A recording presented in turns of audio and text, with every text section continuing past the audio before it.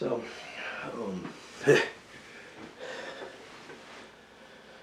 watched a little bit about what's been going on in India, and it really kind of puts this in perspective where you've got just, at least in Delhi, so many people's lives ruined by their government mismanagement. I think you've got socialized medicine there, and it just shows that if you centralize everything and put it in the hands of a populist who doesn't really believe in running the government, you got a real problem. And that might be a good warning for Democrats in general. In terms of making government bigger, what if, your biggest nightmare, a Trump-like figure, comes up and is in charge of the whole government? But that's kind of besides the point of what I wanted to look at here. I really wanted to look in the context of my videos, the rationale behind them. And no, I'm not particularly depressed. I'm in a better mood than I've been in the last couple of videos. This is just more me.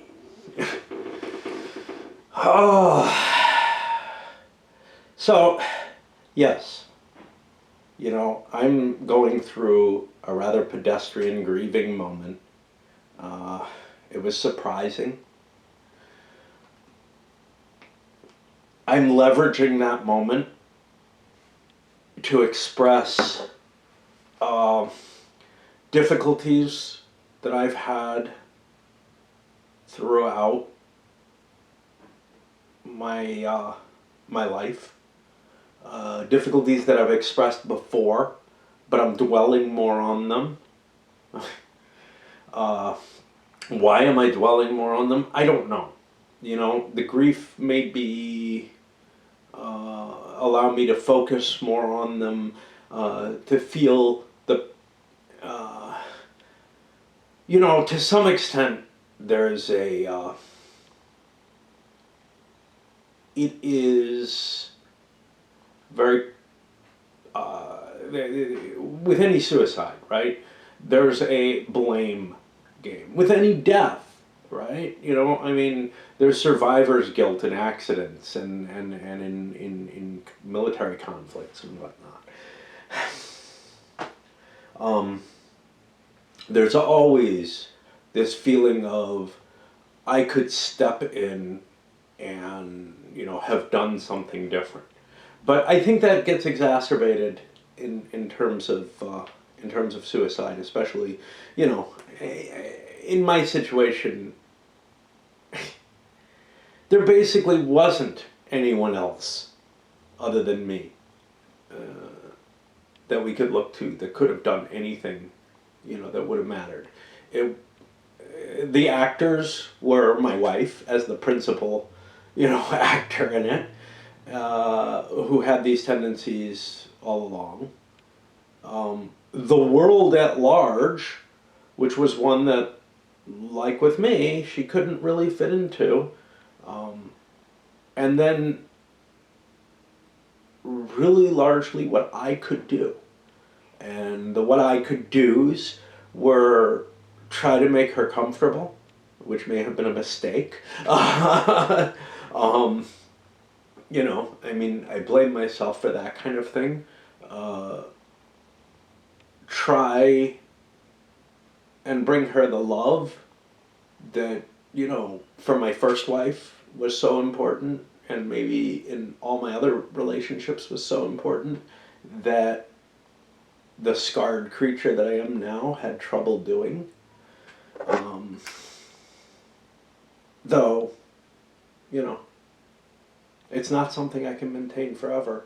That, again, is clear from my first marriage, is that eventually that comfort encroaches in and makes makes everything feel a little different, and it tempers you can't live at that level for very long. And, you know, there are smaller things like, you know, hey, my damn empathy wasn't enough, you know, to be able to notice the withdrawal and try to shake her out of that. The things that I didn't get done around the house and the depression that brings upon me, the tasks I didn't get done, were an added burden for her because, you know, I would be mopey.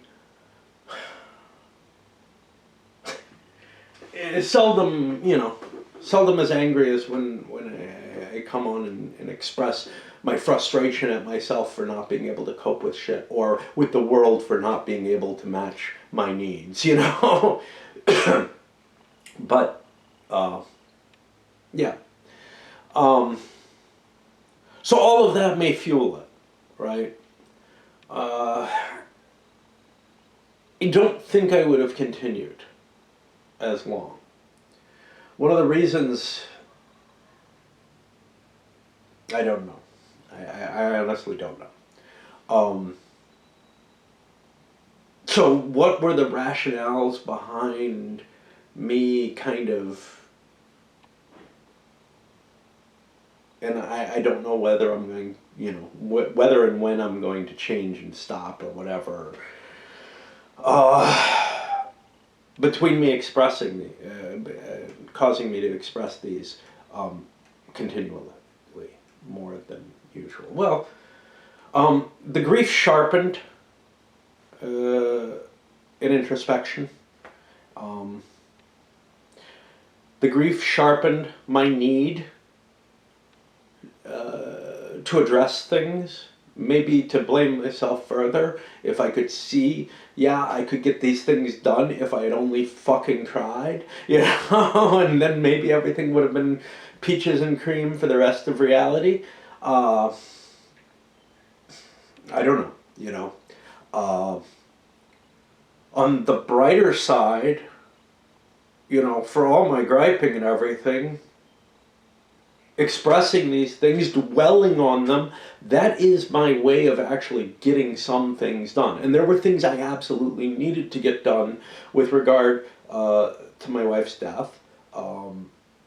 I have gotten many of them done. I still have the lawyer to face.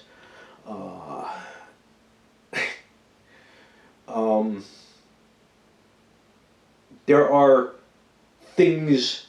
Yeah. By the way, the dryer, I probably broke it by opening the door and starting it up too quickly right afterwards. It's the way the heat sensor fuse combination works,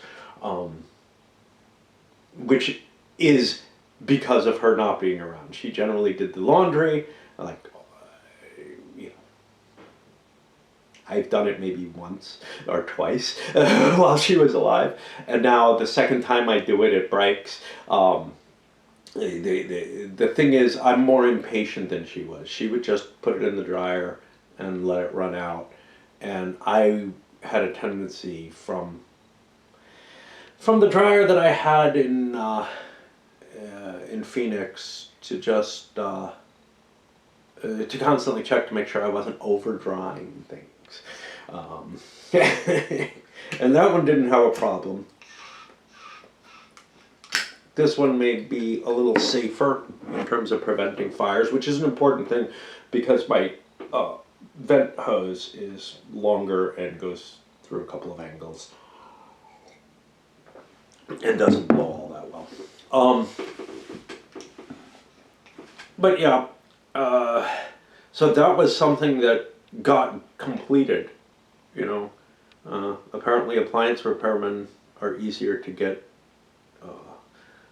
things done than most of the other stuff that I try to do. And you know, I'm actually contemplating putting in my kitchen sink. I know I said I've tried this before and couldn't do it, but you know, that was in the days before the internet. I might be more capable of doing it now. The main thing I'm worried about is because I want to add a hose, but whatever.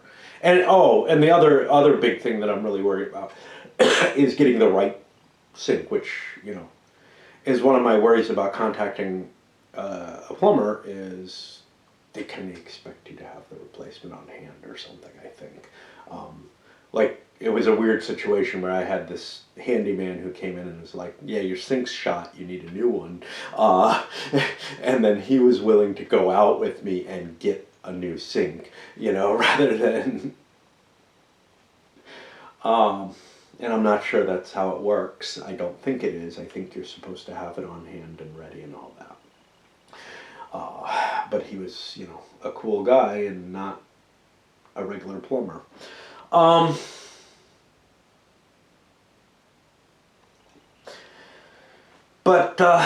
Yeah, so I mean, there's some value to me dwelling on these things, to me cursing myself, and maybe to me exposing myself in this way, for me, in terms of, the kind of stuff that those of you who don't fucking get it, and who complain, seem most upset when I don't take your advice, or, act like a grown-up. Well, maybe this is my path to doing that. To some extent, right? It's always been my path to dwell on the problem, to angst about it, to really wreck myself and eventually fucking get around to it. But that's a pattern that has usually taken at least 3 to 4 months to get something done, often years. Am I improving? I don't know. Let's see. Let's see at the end of a year or so. I mean, there was a certain frenetic energy that allowed me to get more done than usual in the last period, and I don't know if that's still there. Because underlying there's I don't want this, I mean, beyond the I don't want this life, there's if I'm stuck with this life in the general sense, I don't want things falling apart around me, and I don't want, to be alone, and so I've done other things that I wouldn't have done, that I didn't do in the last couple of years, like going out and talking with people. And to some extent, honestly, the only reason that there was any excuse to be able to do that was the grief, right?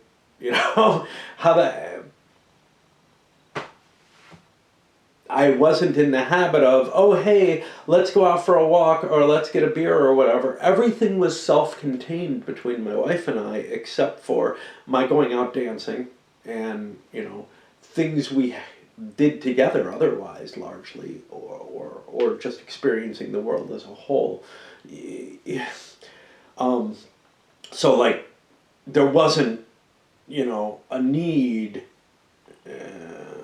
even if there was a desire to hang out with other people, to go out in situations that might, improve my life. I mean, things like finding someone else, but also some things like being able to get together a group for gaming here, rather than because at the store it didn't, it wasn't happening anymore, or whatever.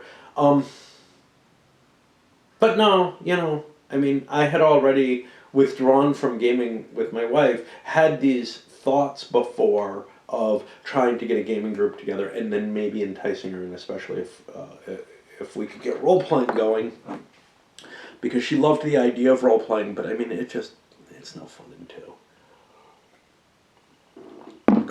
However, I don't know if she would have ever, I think she would have just hidden from it and not wanted to be involved.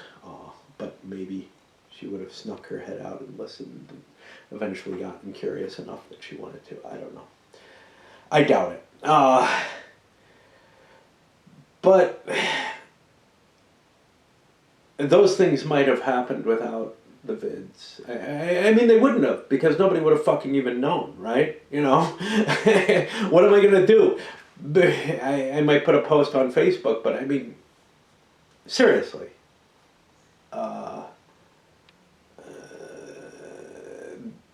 This isn't a situation.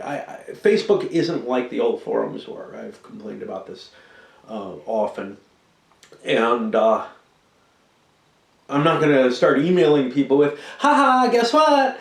My wife just killed herself. Want to go out and do something? You know, I mean, what the hell?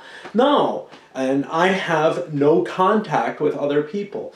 Like, the only place where I had anything was work, and yeah, I had to take a couple days off there. And yeah, I blurted it out to a couple of people. One reached out with, you know, one was in a position where, yes, I would have, if need be, if there was no other outlet for me, yes, I would have talked with him. But, you know, talking on the phone doesn't mean much. But, you know, I actually have this. I'm trying other things, but I don't have that much hope that they're going to help more than this does, right? And yeah, I know. Maybe there's a difference between having someone who can tell you about their own experiences, but in a lot of ways, it's just the talking and knowing it's being received that might help. But there's more. And of course, as usual, I can't remember what the more is. Yeah. So, it wasn't, you know, I don't know what my initial instincts were. Gut reaction, immediate, this is the way I express myself. Right? These are the people that I talk to. These are the only people that know me well enough in the world that I feel comfortable sharing this shit with, you know? Anything else, I don't, because anything else, it's like I'm trying to meet new people in a lot of ways, right?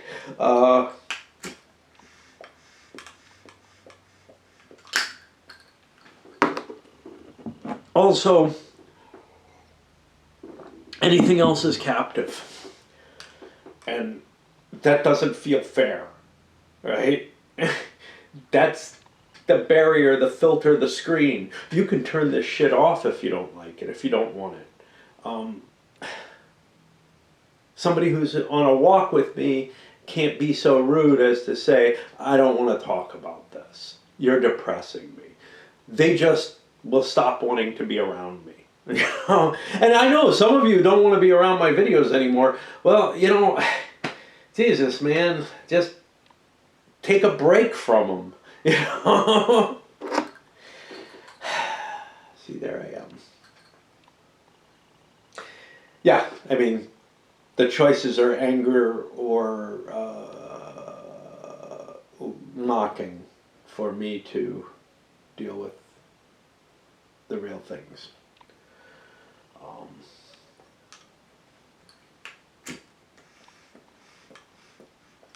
But the other thing that I've expressed is that there's a resonation, to make up a new word, a resonance that I think this strikes with certain people. And I don't know if it's any help, but, and I already knew that there were other people like this. I grew up with my mother. My mother is very avoidant in certain ways, and so is my father, and I think maybe everybody is. The question just is, how much do these avoidances hurt you? Which things are they? You know, it's like a spectrum between living in your own filth in your bed or going out on the streets and and living on the streets because you can't maintain your life, and like, you know, oh, I don't like going to the dentist, I put off the appointment, right? You know, I think everybody puts off certain things, is avoidant of certain things, and they're different things, and the pain involved in them is not necessarily understandable to people who don't have that particular pain. So I say the thing about the dentist, well, you know, that seems like a minor thing, except putting off the dentist, not really out of an avoidance thing of the same sort. I mean, it may be related, but putting off the dentist, you know, is the one thing that almost killed me. Well, putting off the dentist and then going to the hospital is my conviction here. I think I would have survived. I think I would have survived the infection just fine if I hadn't gone on medication. Because it only really got bad after I took the penicillin. And that may have been an allergic reaction. I don't know. But, yeah, some of me says that's of some value to some people.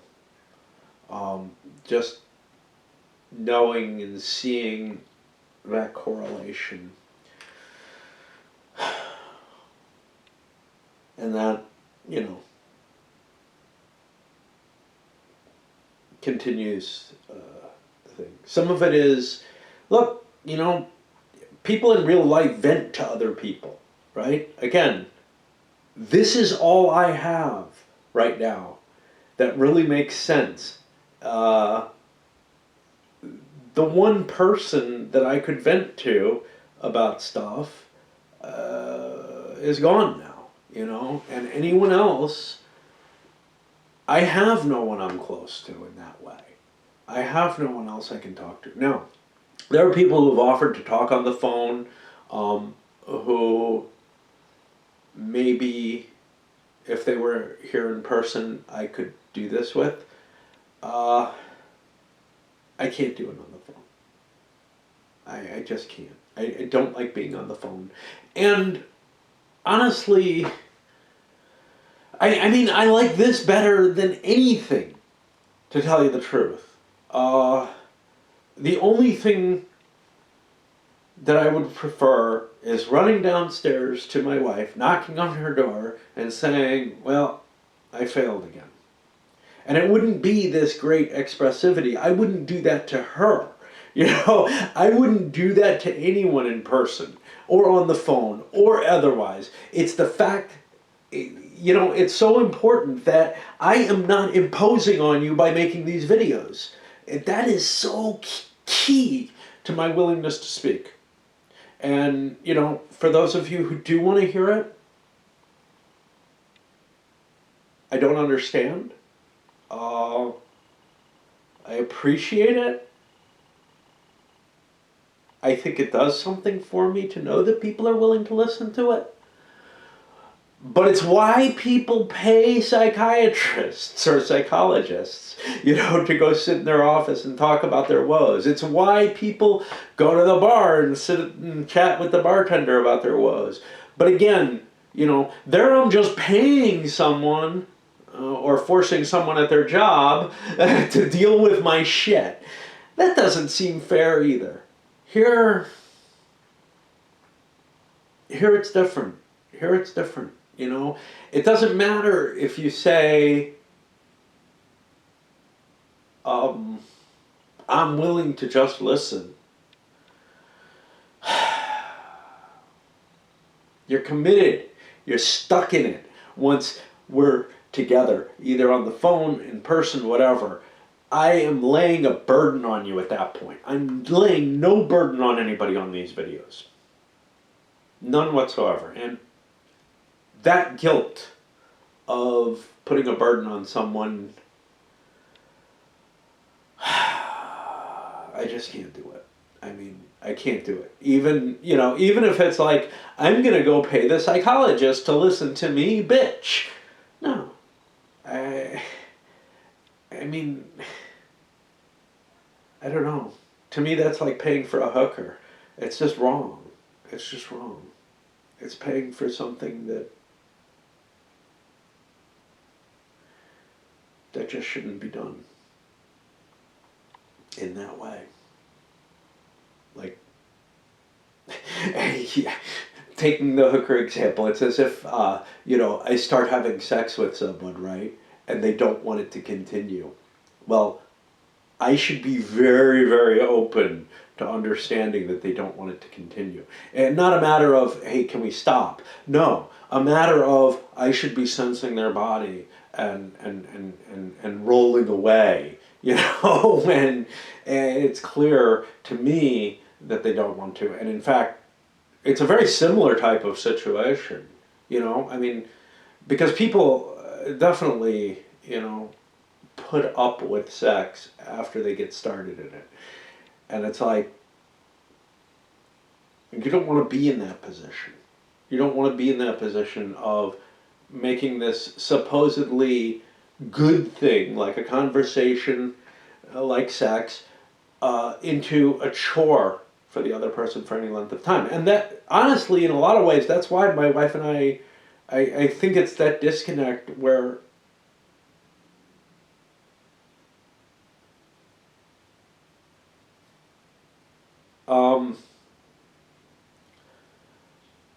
where she felt pain and discomfort from sex with me, no matter what we did, basically. And I shied away because of that, without really but it just automatically became a barrier there because it didn't work. Yeah. And I honestly think that's one of the major factors. Otherwise, in terms of sort of sexual, like, I don't even know what to call this. I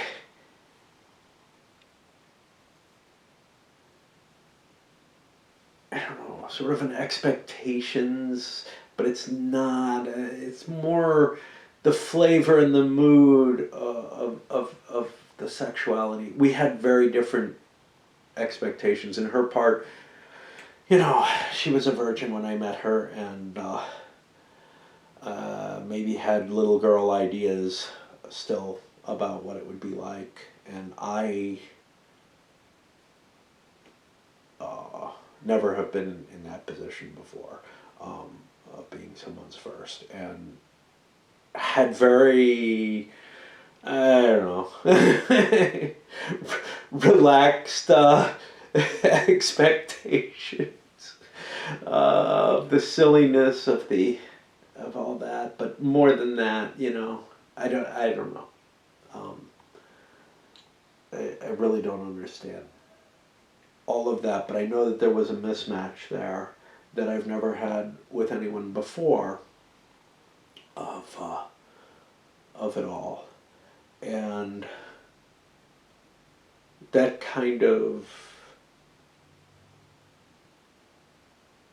got in the way. I mean, again, it's another barrier up there. There's a barrier of, especially vaginal intercourse, was just like too painful for her. And, more painful than anal. And, I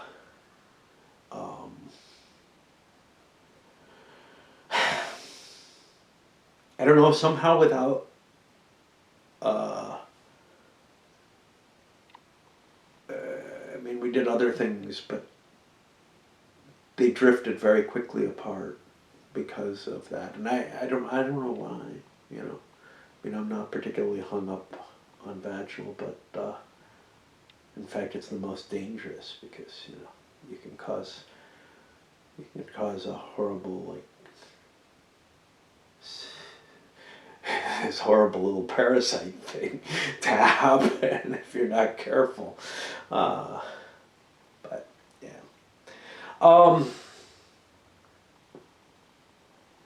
So yeah, I don't know there, but and I feel like, yeah, at least in some ways that would have helped. But we had become, you know, I don't know why this drifted this way. But, I know. Yeah. Hookers. Hookers are psychologists. Yeah, and, you know, the idea of, it is that same kind of thing. Nobody should have a duty to talk to me. Nobody should have, or to listen to me. Nobody should have a duty to have sex with me.